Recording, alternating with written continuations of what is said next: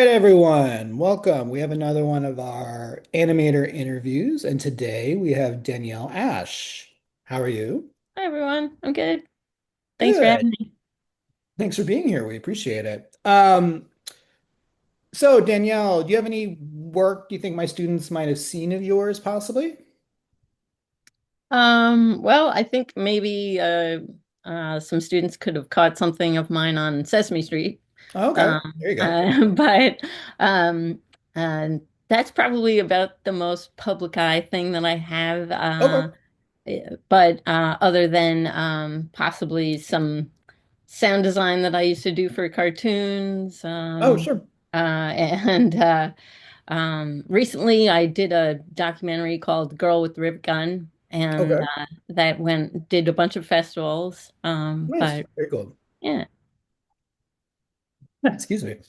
All right. probably. This is kind of a question I always give everyone. Where does your love of animation or motion come from, do you think?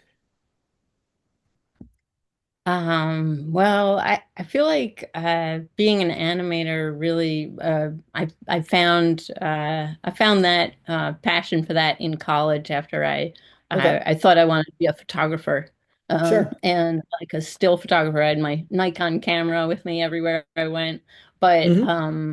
my love for animation really developed when I took some film and puppetry classes in college. I went to the Okay. Art Institute of Chicago Sure. and and then I felt like it made sense to me to tell stories and the love for animation really um came together at that point for me. Yeah. Awesome. So, for those of you who don't know, Art Institute is a very prestigious art school. So you go to Art Institute, and then where does that take you after graduation? Well, being that I'm a New Yorker, uh, I decided to move back to New York for Okay. better, and it that took me to actually get involved in video production Okay. and sort of a, I got to do a little bit of everything at this small video production company, a little bit of animation, but Okay. a lot of live action production and all sorts of things before I really got back into doing animation and sound design. I did some Flash for a company called Animation Collective that was here in New York City for a Okay. while. And I think I I think one of my other interviews talked about them, and Animation Collective, yeah, it they were may a have pretty not have big been in the most company here positive for a light. while. And maybe that was a different Yeah, one, but well, they did a whole bunch of different kinds of TV shows. The first thing I I think started that was the one he was worked with. like a thumb wrestling federation where we actually had Okay. thumbs Sure. wrestling.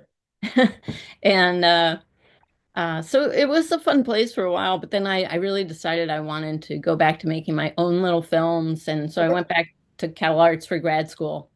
I went there for experimental Okay. animation and that's when I got into making films out of cardboard. Oh, nice. Yeah. Yeah, I've always had a love for stop motion. I mean, Night Before Christmas is still one of my favorite, I would say, animated. And of course, I was always a big fan of Yeah. the Christmas specials of the 60s and Gumby and hmm Ray Ray Harryhausen. Harryhausen. I mean, I don't, Yeah, even though it is, I've never considered that. I mean, it is stop motion, but I always kind of, for some mind, it always blends into special effects. But yeah, I mean, definitely. the That's true. line is kind of, it's a I very feel thin like line. that's why I love it that it comes into all sorts of hybrid forms, Right. growing up watching, Empire Strikes Back and Sure. all that kind of stuff really influenced my style, I think. So you go to grad school at Cal Arts and you do experimental animation. And so what do where does that take you? Well, similar to when I was in Chicago, I felt kind of homesick, so moved Okay. back to New York. But I got to work with when I was out in California, I worked with Stephen Kyoto and Buddy System Studios, Stupid Buddy, and worked on a few pilots out Oh, there nice. after grad school to, try to get that rolling. But I really did want to come back to New York. So Sure. I moved back to Brooklyn and Mhm. opened up my own little studio, Dashmation Studios, where I made all sorts of things out of cardboard. And after my thesis project my main animation that I worked on when I was in California was called Pickles for Nickels. Okay. And that did a bunch of festivals and really kind of made a little name for myself there. People locked onto that cardboard style and then started hiring me to do cardboard animation. So that's how I got in with Sesame Street and Oh, did great. a little commercial work for Jack Daniel's whiskey. Oh, And okay. Well, can you explain? yeah. I mean, for my students, can you explain kind of the differences when you were doing maybe your own stuff, like Pickles for Nickels, versus when you did stuff for like Sesame Street or commercial work? Like, what's the process like? How does it differ? Or, you know what I mean, for you, or Yeah. what was your experience with that? Well, I love making my own films, but sometimes it's hard to rein it in and really decide what you want to do. Whereas if Mhm. you're working for Sesame Street or a specific client like Jack Daniels, those sort of Mhm. uh, give you some forced limitations Okay. based on what their audience is. And I Right, sure. feel like that sort of shift from doing my own personal independent work to doing more commercial projects uh, really kind of gave me some good limitations and deadlines to get it done, Sure. to not let a project linger for years and years, Sure. which sometimes can happen with stop motion. Sure. But it also, made me really aware of my audience, especially Sesame Street, Sure. with making sure that things were really understandable and repeating yourself. And so I had fun with that. Great. So you end up, doing the work for Sesame Street and doing some commercial work. How did that influence your own personal work, do you think? Or not necessarily Uh, the content, but maybe like the way you go about your production or, anything like that or yeah, the definitely I process. did. I did because I think, I kind of got sick of making things only out of cardboard. Okay. So I started working on, actually, I have a little puppet here I can show you. This is, I started making things out of wood. Okay. So this is a little puppet that I made out of bits of wood. Sure. And Very cute. I made animated films with that puppet, Hmm. and sort of got excited about working with some other materials now that I've actually moved my studio out of Brooklyn, and now I have still a little studio here, but my main studio is up in the mountains of the Catskills, so Oh, okay, I cool. have a lot more natural materials around me. So Sure. that's definitely influencing my work now. Easy. I make things out of plants and wood and found things from up there. So I mean, so right now, would you say you're doing more of your own stuff? Or are you still doing kind of work for other companies or?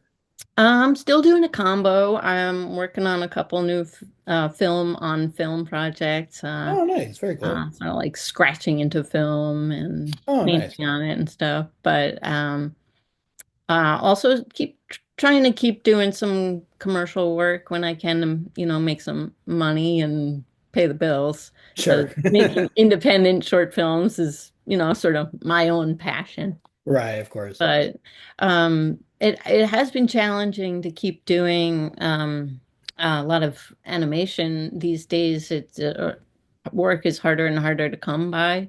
Sure. So I've found myself doing projects for lots of different clients, even as far as like Maybelline and Okay. beauty clients. Sure. So doing what you need to do to pay the bills and keep going. So when you do this work, are you working by yourself or are you hiring a small team to work with you or are you sort of the solo artist here or Yeah, it depends on the scope of the project. I mean, I like to have a lot of control. So Sure. usually in the beginning, I'm working by myself, but it depends on the project. Sometimes I bring in an assistant or two. Hmm. Um, I love to collaborate though, and I Sure. feel like that's been a big part of my practice is working with other artists, and especially when I was out at Cal Arts, that was such a great part of going to grad school was getting to Hmm. work with uh, people from all over the world, not, Sure. different professors but the classmates are really awesome. And even keeping in touch with a lot of friends from Cal Arts has led me to more work and, Sure. you know, Great. yeah. So here's a question I usually give to my people I interview. So let's say my students are kind of like, this is, animation 101. We've done, 12 principles of animation. It may be 2D, it may even be, stop motion. I do a small bit on stop motion depending on the course. Let's Yeah. say someone enjoys animation. They're not really sure if they want it to be a career or where they want to go with it, but they enjoy it. Do you have any advice for that person? Well, I think that now is such a good time to have a diversity of skills, Hmm. just to keep pursuing different interests, because I feel like so many industries are, having a downturn, Sure, and creative people need to, I feel like, think on their feet to kind sure. of keep going with the way things are going. But yeah, I don't know. I feel like getting your own project out there is probably the Hmm. most important thing to get yourself started, is to, Sure. make a finished film and get that out there. Because for me, that's really what got it. Once I got a film into some festivals, that really Hmm. helped me a lot to get work and to make more connections and just meet more animators.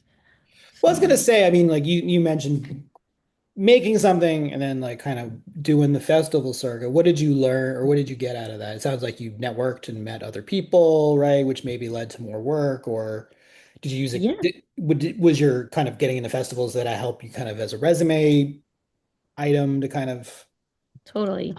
Yeah, I mean, all those things, I mean, getting to travel and sure, see other films that are really new and unique that you maybe wouldn't get to see online yet or anywhere. sure. Um, that's been an interesting part of sharing work at festivals, um, but it's tough when you submit your work and it doesn't get in, and then Sure. you're gonna keep trying, maybe cut it down a little shorter Sure, and sure. resubmit. But I feel like it is fun to get to actually talk to other people and network that way. And Sure. yeah, it's Yeah. something that there's a lot of local screenings that happen here in New York. So I try to get out to different events, Oh, ASIFA and nice.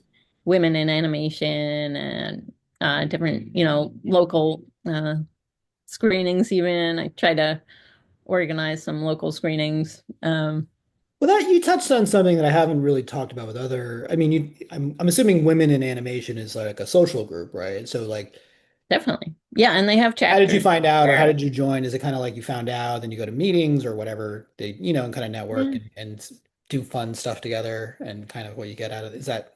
I'm assuming kind of Yeah, what it is. and lately they've been having a lot of really interesting talks of industry professionals coming in and Sure. giving talks too. And during the pandemic, they sort of pared down on the in-person events and Right. stuff that were done, but that's coming back, and lots of things going on all the time. And I know they have even a chapter at Pratt where I'm teaching Oh, right nice. now, and yeah, it's great to just sort of connect with people, and they're a really welcoming club group, uh, so Great.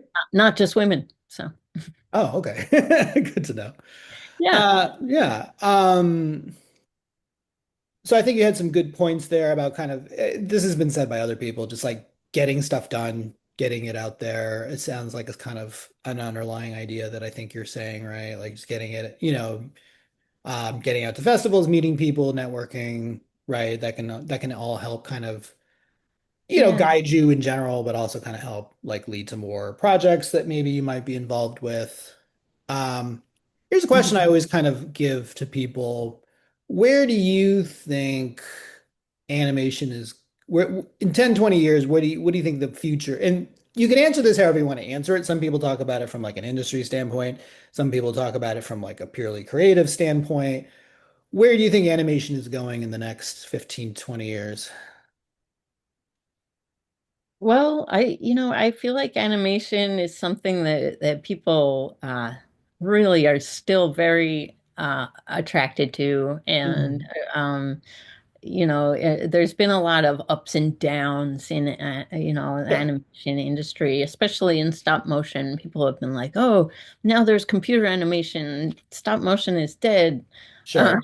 But of course, I think people are still really interested in that unique look. And I feel like no AI can replace that sort of handmade Right. quality, even in hand-drawn animation. It's just I feel like something that's hopefully going to withstand the test of that. And I think that there's just increasingly different avenues for animation. Like what's going on with games is so exciting, and Sure. lots of different avenues that you could go with being an animator. Like I've found myself in lots of different roles, providing content for social media, for Sure. live theatrical productions, getting myself involved in all sorts of things. So. I feel like animation can lead you to a lot of different avenues. So, Yeah, I mean, I always mention to my students, I mean, I'm in the Bay Area, so I would say there's less, TV and film. That's more of a SoCal or in New York kind of thing and more. But there's a lot of game industries up here. yeah. So like I always kind of joke, or not joke, but I say like, yeah, you're probably more likely to get hired to do a walk cycle for, a video game than necessarily work on I mean, there is Pixar, but I mean like, there's very few, studios as much, but I mean like the work is work and it's all relevant and it's all useful. And, a lot of people I know, a lot of animators in the 80s ended up doing all those, games from the early 90s. So it's like there's always places to be using your skill. Yeah, definitely. I think so. And, being an animator, it makes you sort of a obsessive, but really a sort of observant and careful person. I Mhm. feel like that it's kind of good training for a lot of different kinds of things. So. Sure. Studying animation was something that I spent a lot of time doing, but I definitely have not only done animation in my career. Sure. You gotta um, do other things, and I feel like that just makes my films more interesting to have taken on different roles. So. So as we kind of round out here, do you have any sort of, kind of final words or kind of final advice for students when it comes to, the animation world, whether professional or just in general, like how to find your voice or anything like that?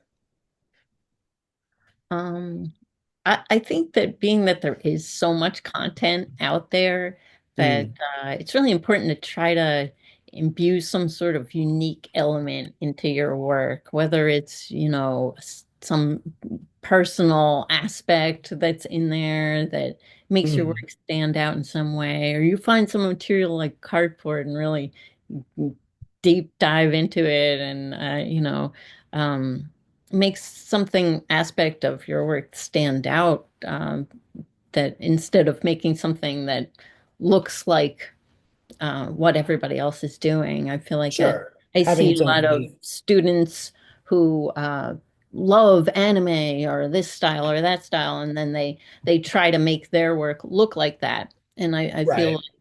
like instead maybe trying to get something that this unique, whether it's a color style sensibility or materials you use, but Mhm. Yeah, I mean, you want to have that your unique. work stand out.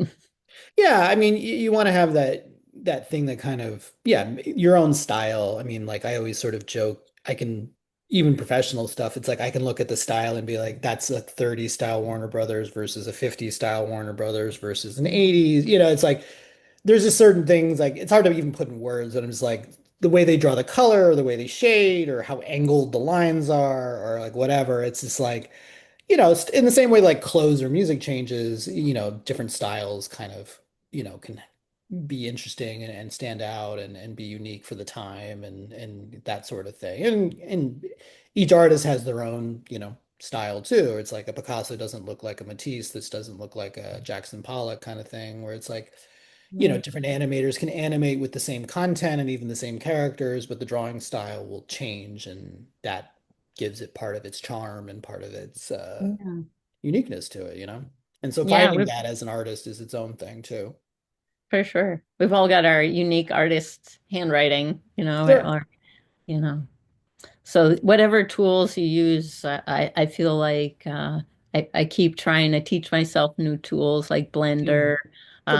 or different ways to just keep making use of the new things, like to further expand what's possible. Um, Mm.